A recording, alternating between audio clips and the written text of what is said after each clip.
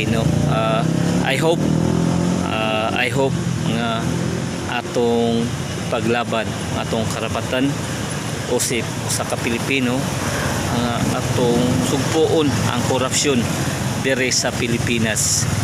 Labi na sa flood control sa mga congressman,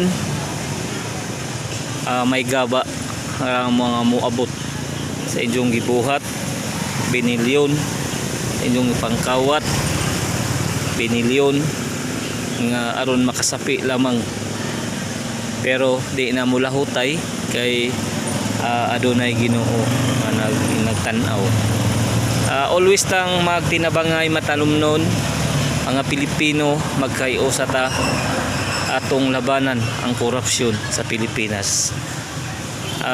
Kadtong mga adunang mga congressman nga nagbuhat og mga korupsyon, ito'y maunitiman nga moabot ra ang inyong gaba nga imbes adunay project ilalaman ning himuon nga adunay project pero mas daghan ang korupsyon.